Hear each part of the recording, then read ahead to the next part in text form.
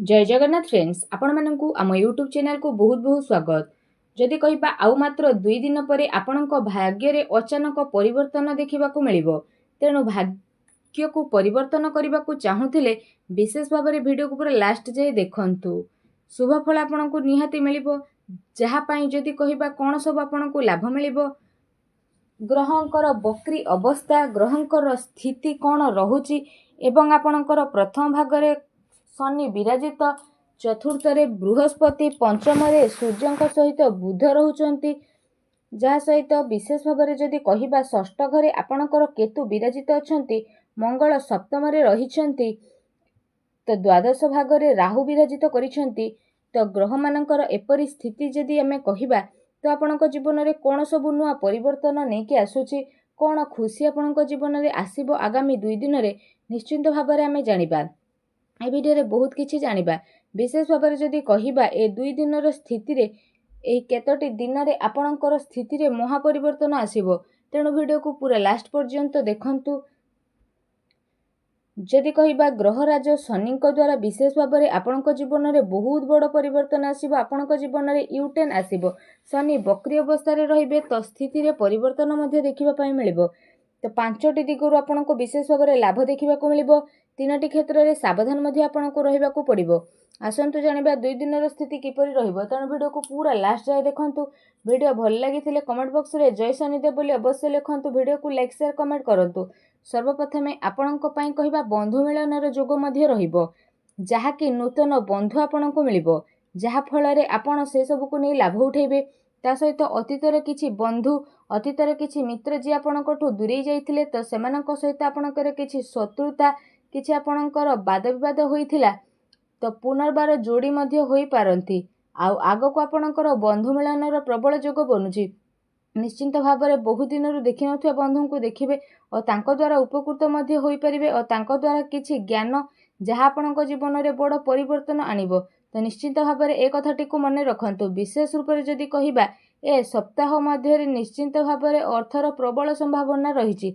शनिदेव जेहेतु बक्री अवस्था रही, जहाँकि आपणको पई विशेष भाव में स्थिति रे परिवर्तन आसीबो। एहा सहित विशेष रूप से जदि कहिबा आपणको धन लाभर संकेत मिलुची।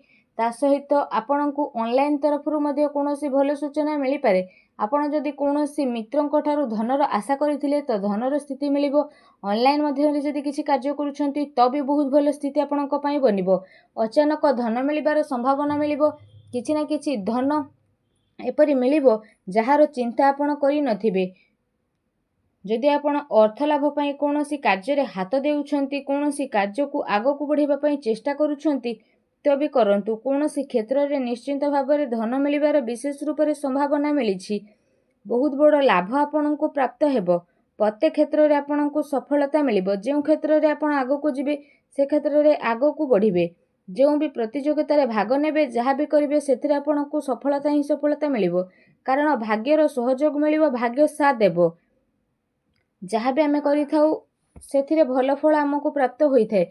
किंतु भाग्य जेहेतु बलवान होइथाय, अल्प काम कले मध्य बहुत किछि मिलिथाय। तेणु भाग्य तो जानी थाए काहाकू कोन मिलिबा, आमे तो खाली परिश्रम करिथाउ। ग्रहंकर परिवर्तन जोगु एबे भाग्य रे महापरिवर्तन हेबाकू जाउछंती। आपण आगरू किछि करिछंती आ फल पई आशा करिछंती तो आपनको सफलता मिलिबो। प्रतिटी क्षेत्र रे जययुक्त हेबे, किछि नुआ शिखिबे एवं किछि नुआ शिखिबाकू आग्रह बढ़िबार स्थिति मध्ये आपणको पई बनु अछि। आपण कोनोसी भी शुभ कार्य ए टाइम रे आरंभ करंतु, देखिबे आपणको निश्चिंत रूप से लाभ ही लाभ देखिबाकू मिलिबो। एहा सहित आपणको आय रे वृद्धि घटिबो। जे कोनोसी क्षेत्र हो, कर्म क्षेत्र हो तो किछि एक्स्ट्रा इनकम मध्ये आपणकर होई पारे। आयर वृद्धि मध्ये हेबो विशेष भाव में। ता सहित आपण कोनोसी भी दिगरु अर्थ रोजगार करथुले तो सेथिरे मध्ये आपणको भल जुग बनु अछि। एहा सहित विशेष भाव में जदि कहिबा तो ए सप्ताह रे आपणकर कर्मर फल मध्ये बहुत ही भल रहइबो। कर्मर स्थिति रे भल जोग मध्ये बनु अछि, जहा कि जे कोनोसी कार्य आपण करंतु ना काहेकि तो आपणको पई स्थिति बहुत ही भल रहिबो। किछि बाधा आपणको मिलुथिला तो बाधा रे परिवर्तन आसीबो। तो विशेष रूप से जदि आमे कहिबा स्थिति बहुत भल रहिबो। भल सुखी रहिबे। प्रत्येक क्षेत्र रे जहा भी आपण करूछंती, छोट काम करंतु, बड़ काम करंतु, जहा भी करंतु, ତ ଆପଣ ସେଥିରେ ଖୁସି ଅନୁଭବ କରିବେ। ଅନ୍ତରର ଖୁସି ଆପଣଙ୍କ ପାଇଁ ବୃଦ୍ଧି ପାଇବ, ଯାହା ଆପଣଙ୍କ ଆନନ୍ଦର ସୀମାକୁ ବଢ଼େଇ ଦେବ। ଆଗକୁ ଆସୁଥିବା ସପ୍ତାହ ଆପଣଙ୍କ ପାଇଁ ବହୁତ ଭଲ ଶୁଭ ପରିଣାମ ନେଇକି ଆସୁଛି। କେତୋଟି ସତର୍କତା ମଧ୍ୟ ରହିଛି, ଯାହା ଭିଡ଼ିଓରେ ଜାଣିବା। ଆପଣ କ'ଣ କରିବେ ଆଗକୁ ଆସୁଥିବା ସ୍ଥିତି ପାଇଁ। ଆପଣଙ୍କର ଧନ ତ ବଢ଼ିବ, ବନ୍ଧୁ ମିଳନର ଯୋଗ ମଧ୍ୟ ବଢ଼ୁଛି।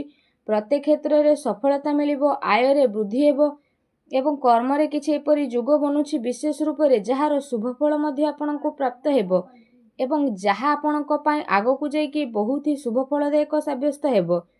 ଯଦି ବିଶେଷ ଭାବରେ କହିବା, ଆୟ ତ ବୃଦ୍ଧି ହେବ ଏବଂ ଧନ ମଧ୍ୟ ଆପଣଙ୍କର ବୃଦ୍ଧି ହେବ ଏବଂ ବ୍ୟୟର ମଧ୍ୟ ସମ୍ଭାବନା ରହିଛି।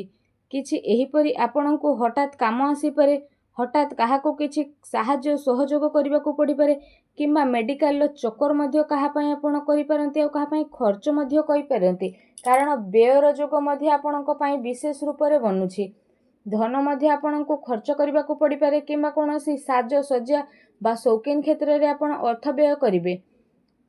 ତ ଏପରି କହିବାର ଅର୍ଥ, ଆପଣଙ୍କର ଯଦି ବ୍ୟୟର ଯୋଗ ବନୁଛି ତ ଆପଣ ସାବଧାନ ହୋଇଯାଆନ୍ତୁ। ଟିକେ ଖର୍ଚ୍ଚକୁ ଆପଣ କମାଇବା ପାଇଁ ଚେଷ୍ଟା କରନ୍ତୁ, ତ ଆପଣଙ୍କୁ ବ୍ୟୟର ଅଧିକ ଚିନ୍ତା କରିବା ପାଇଁ ପଡ଼ିବ ନାହିଁ। ଏହା ସହିତ ଆଉ ଗୋଟେ ସତର୍କତା ଆପଣଙ୍କ ପାଇଁ ବନୁଛି କି ଆପଣଙ୍କୁ ଅପବାଦର ଯୋଗ ମଧ୍ୟ ଆସିଥିଲା। ତ ଆପଣ ବିଶେଷ ରୂପରେ ଧ୍ୟାନ ଦିଅନ୍ତୁ କି କୁସଙ୍ଗ, ଖରାପ ମିତ୍ର, କୌଣସି ନିଶାଦ୍ରବ୍ୟର ସେବନ, ଖରାପ କାର୍ଯ୍ୟରୁ ଆପଣ ବିଶେଷ ଭାବରେ ଦୂରେଇକି ରୁହନ୍ତୁ, କାରଣ ଆପଣଙ୍କର ବହୁତ ବଡ଼ ସ୍ଥିତି ବନିବ, ଯାହାଦ୍ୱାରା ଆପଣ ଆଗକୁ ମଧ୍ୟ ବଢ଼ିବେ। କୌଣସି କୁସଙ୍ଗ ଆପଣଙ୍କର ରହିଛି, ଖରାପ ସାଙ୍ଗଙ୍କ ସହ ମିଶିବା, ଯାହାକୁ ଆପଣ ଜାଣିଛନ୍ତି ସେ ବ୍ୟକ୍ତି ଖରାପ କିନ୍ତୁ ତାଙ୍କ ସହ ଆପଣ ସାଙ୍ଗସାଥି ହେଉଛନ୍ତି, ସେ ମିତ୍ର ହୁଅନ୍ତୁ ବା ବନ୍ଧୁ, କିନ୍ତୁ ଧର୍ମକ୍ଷେତ୍ରରେ ଆସୁଥିବା ସ୍ଥିତିରେ ଆଦୌ ମିଶନ୍ତୁ ନାହିଁ। ସମ୍ପୂର୍ଣ୍ଣ ଦୂରତା ଆପଣ ମେଣ୍ଟେନ୍ କରନ୍ତୁ, ଯାହା ଆପଣଙ୍କୁ ଆଗକୁ ନେବ। ଅଯଥାରେ ଆପଣ ବିବାଦରେ ପଡ଼ି ମଧ୍ୟ ପାରନ୍ତି। ଅପବାଦର ମଧ୍ୟ ଯୋଗ ବନୁଛି। ଯଦି ଆପଣ ସତର୍କତା ଅବଲମ୍ବନ କରିବେ ତ ବହୁତ ଭଲ ସ୍ଥିତି ରହିବ। କାହା ସହିତ ଭୁଲରେ ବି କଳି ଝଗଡ଼ା କରନ୍ତୁ ନାହିଁ, କାହା ସହ ବିବାଦରେ ମଧ୍ୟ ପଡ଼ନ୍ତୁ ନାହିଁ। ଭାବି ଚିନ୍ତିକି ଆପଣ କାର୍ଯ୍ୟ କରନ୍ତୁ। ଦେଖିବେ ଛୋଟ ଛୋଟ କଥାକୁ ଯଦି ଆପଣ ଧ୍ୟାନ ଦିଅନ୍ତି ତ ଏ ସପ୍ତାହଟି ଆପଣ ସକାରାତ୍ମକ ହୋଇକି ରହିବେ। ଆଉ କିଛି ନା କିଛି ସ୍ଥିତିରେ ଆପଣଙ୍କୁ ସକ୍ସେସ୍, ଅର୍ଥ ଲାଭ ଏବଂ ବନ୍ଧୁ ମିଳନ ମଧ୍ୟ ହୋଇଯିବ। ଯାହା ଚାହିଁବେ ସେ ସବୁ ମଧ୍ୟ ଆପଣ ପ୍ରାପ୍ତ କରିପାରିବେ। ଆଉ ସକାରାତ୍ମକ ରୁହନ୍ତୁ, ଭଲ ବ୍ୟକ୍ତିଙ୍କ ସହ ମଧ୍ୟ ଆପଣ ମିଶନ୍ତୁ। ଏହା ସହ ଜୀବନରେ କିଛି ନୂଆ କରିବା ପାଇଁ ମଧ୍ୟ ଆପଣ ଚେଷ୍ଟା କରନ୍ତୁ ଏବଂ ସକାରାତ୍ମକ ରୁହନ୍ତୁ ଏବଂ କିଛି ପରିବର୍ତ୍ତନ ନିଜ ଜୀବନରେ ଆଣନ୍ତୁ। ଦେଖିବେ ଆପଣଙ୍କ ଜୀବନରେ ନିଶ୍ଚିନ୍ତ ରୂପରେ ବହୁତ ଚମତ୍କାର ପରିବର୍ତ୍ତନ ଆଣି ଆସିବ। ଯାହା ଆପଣଙ୍କ ଜୀବନରେ ଆସିନଥିଲା ଏବେ ସେ ସବୁ ଆପଣଙ୍କ ଜୀବନରେ ଆସି ମଧ୍ୟ ଯିବ ଓ ନିଶ୍ଚିନ୍ତ ପ୍ରତ୍ୟେକ ଭାବରେ ଆପଣ ଲାଭ ଉଠିପାରିବେ। ତା ସହିତ ଶନି ଯେହେତୁ ବକ୍ରି ଅବସ୍ଥାରେ ଅଛନ୍ତି ତ ପ୍ରତ୍ୟେକ କ୍ଷେତ୍ରରେ ଲାଭ ହିଁ ଲାଭ ଆପଣଙ୍କୁ ଦେଖିବାକୁ ମିଳିବ।